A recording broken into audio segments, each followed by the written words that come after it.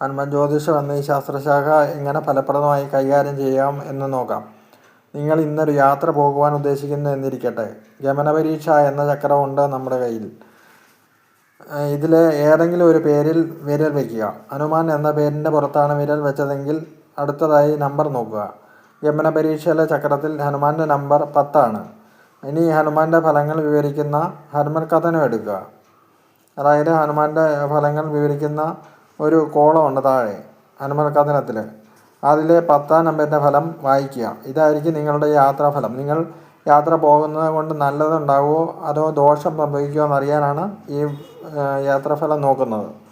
ഇപ്രകാരം തന്നെ മറ്റു പ്രശ്നങ്ങൾക്കും ഈ മറ്റുള്ള ചക്രങ്ങളിലും ഉത്തരം കണ്ടുപിടിക്കാവുന്നതാണ്.